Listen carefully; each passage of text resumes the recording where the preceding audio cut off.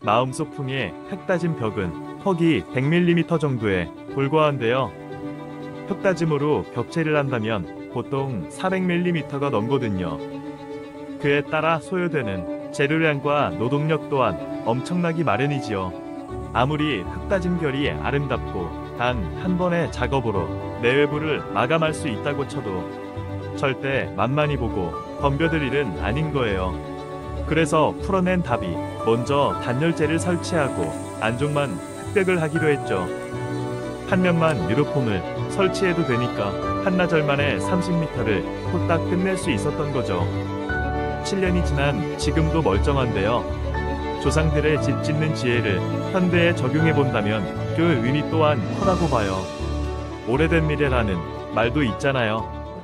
쓱쓱 스케치한 다음 각재를 켜고 잘라서 밑그림을 그립니다. 고정은 목공용풀을 칠하고 타카를 사용하면 제일 좋고요. 황토를 여러 번 바르고 천연 페인트로 마감해주면 세상에 없는 벽화가 탄생하지요. 각재를 이용한 미장 방식을 펜션 객실에 적용했는데요. 그림에 따라 이름이 다르고요. 여기는 작은 방이라 작은 물고기입니다.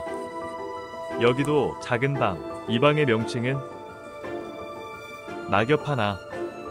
여긴 칠곡의 저녁이고요.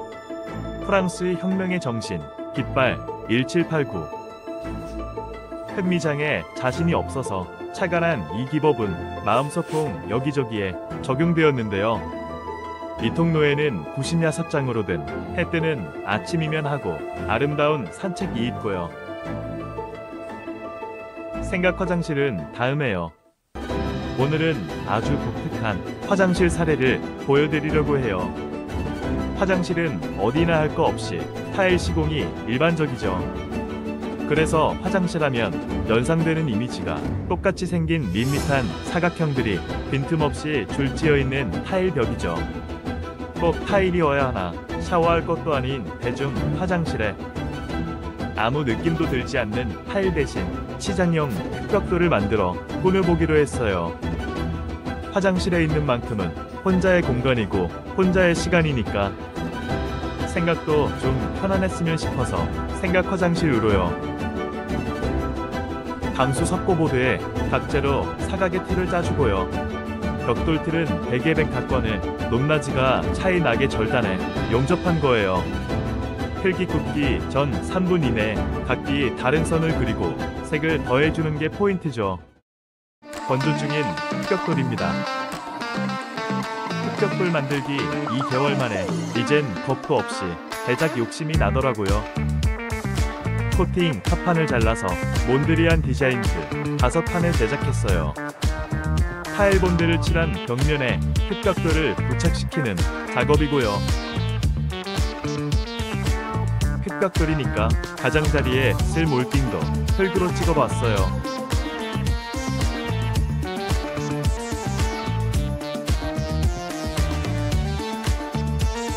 그대로 둘 생각이었는데요.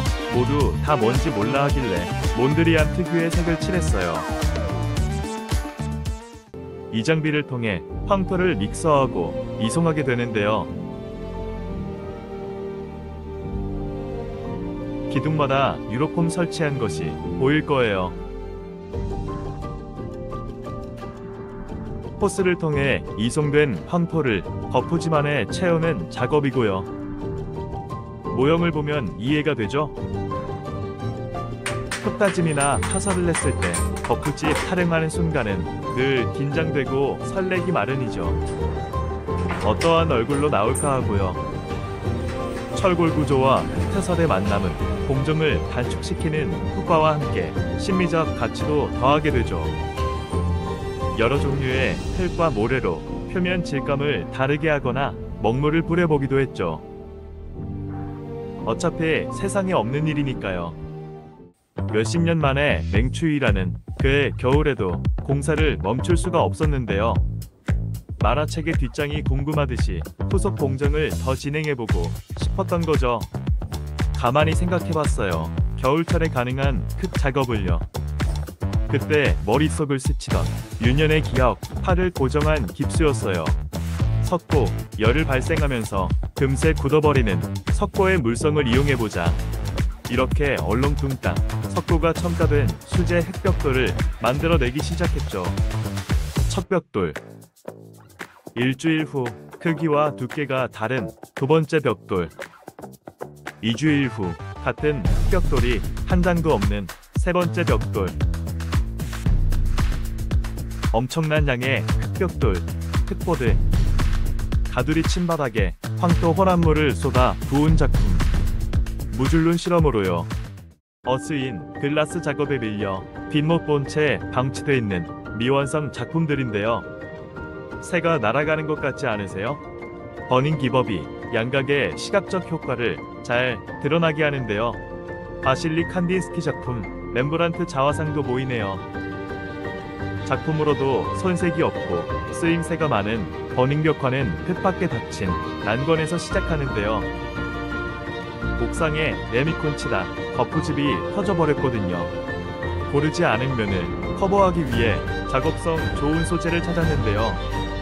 그게 바로 기법 2종 단열재지요. 버닝화 기법은 단열재 위에 흙물로 스케치한 다음 토치불로 타들어가게 하고 내부엔 천연암토 페인트, 외부는 아크릴 물감으로 마감해줍니다. 흙 건축을 테마로 조성하다 보니 커피숍 인테리어도 흙과 연관된 이미지를 찾았죠. 탄재의 홈을 파내어 물고기 화석을 만들게 되었는데요. 두 장의 툴로 찍어낸 흙보드를 바로 거꾸로 붙이기를 반복해 벽면 전체를 구성했어요. 그리고 석고를 이용한 흑벽돌 만들기에 결정판 초대형 빗살무늬 토기를 제작하기에 이르죠. 이어 붙여서 만든 스티로폼 자투리 집합체를 열선으로 절단해 모양을 잡고 석고가 첨가된 황토 혼합물로 여러 차례 바르기를 반복해줍니다. 100mm 정도 두께로 크기만큼 무게감을 더해주었고요. 생각나는 대로 문양도 찍고 깨지고 금간 디테일도 살려서 역사성도 보여지도록 했어요. 비가 오면 비 젖는 대로 서리가 내리고 혹 눈이라도 쌓였다 녹는 시시때때로 변하는 지붕의 얼굴을 보고 싶어서 지붕 마감재로 흙을 사용해 본 사례입니다.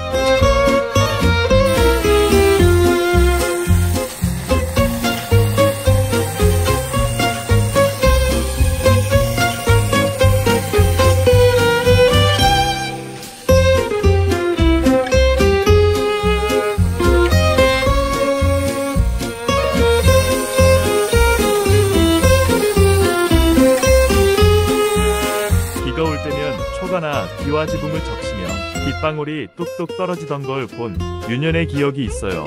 지금은 웬만큼 빗줄기가 쏟아졌다 싶어도 빗물바지 통통을 타고 이내 사라져버려서 비 그치면 언제 비가 왔냐는 식으로 말짱해지죠.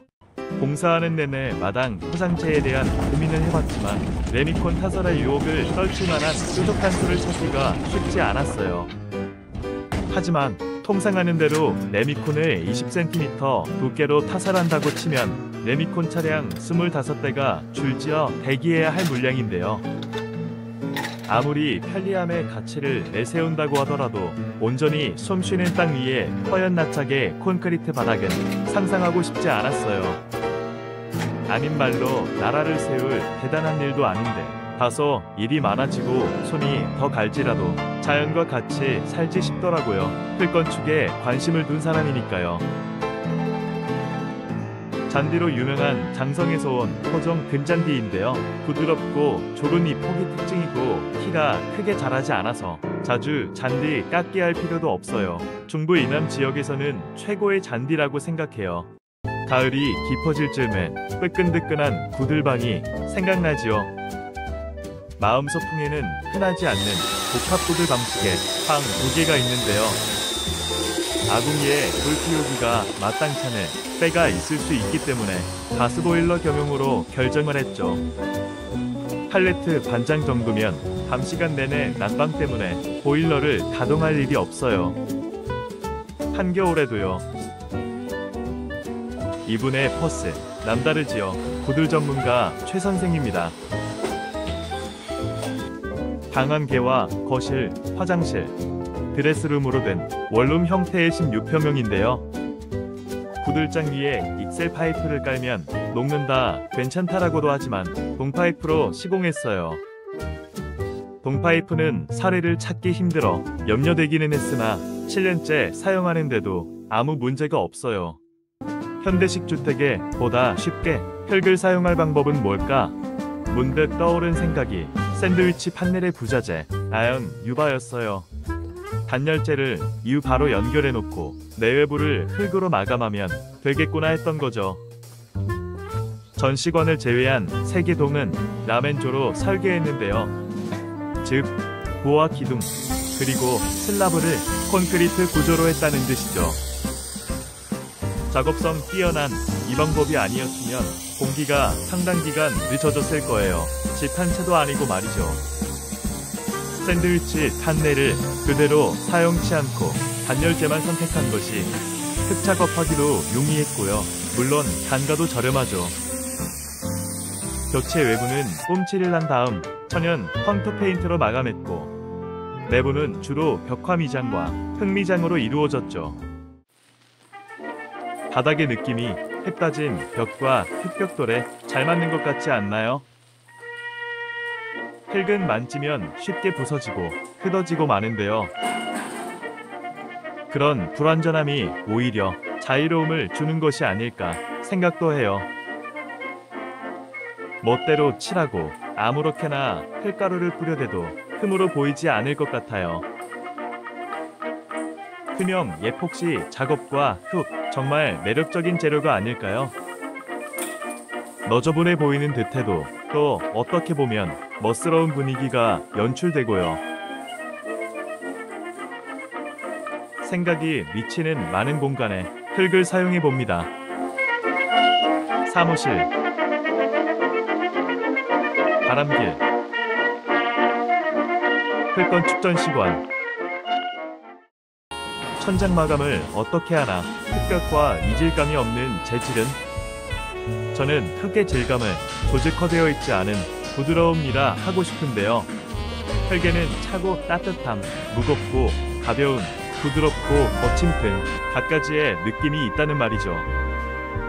흙과 닮은 재료라면 목재만한 것이 없을 거예요. 흙에서 나무가 자랐으니까요. 열을 가한다거나 인위적으로 손질을 한 천장재는 처음부터 관심도 없었어요. 목재를 사용한다면 유박했지만 반들거릴 정도로 샌딩이 된 점이 썩 내키지 않았고요. 그래서 선택한 것이 소송 각재였어요.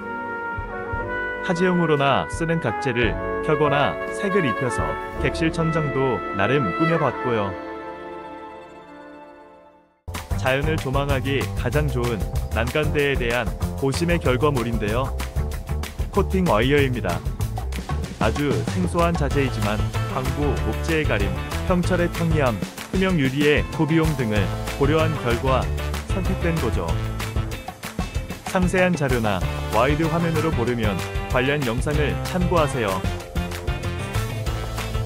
모서리가 라운드 처리가 된 사각의 건물에 맞는 난간대를 구상하다가 문득 현장에 뒹굴고 있는 하수 배관에 눈이 갔어요. 시멘트에 마사나 일반 흙을 혼합해 배관에 넣고 붙인 난간대입니다.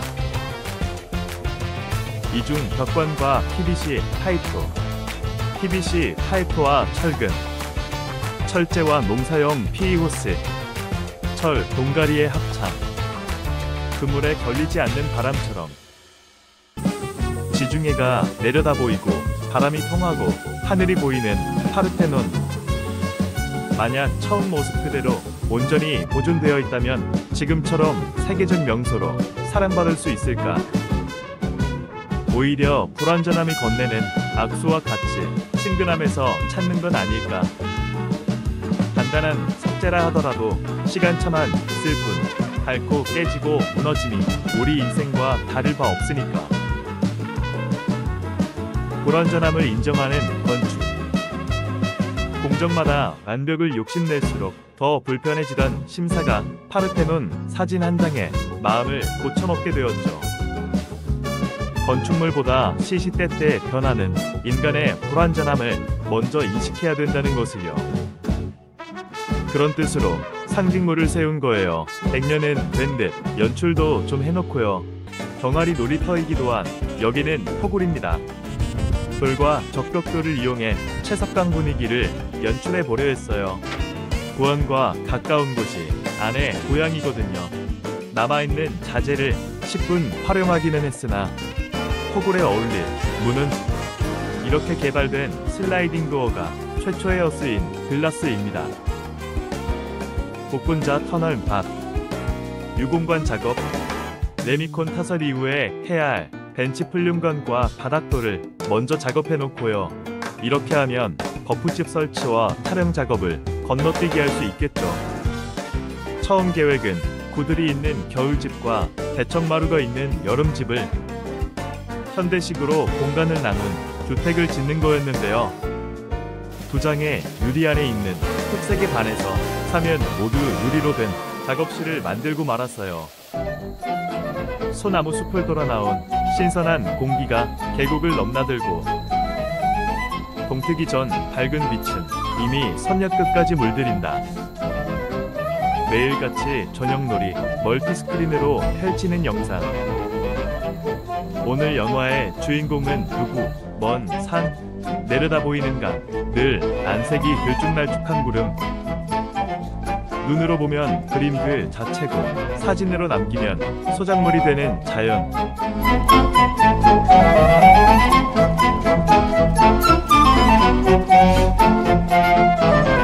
멍하니 바라보고 있자면 문득 이런 생각도 들어요. 딸은 무슨 대단한 아이디어니 예술이니 해도 손대지 않는 것보다 아름다울 수 있을까?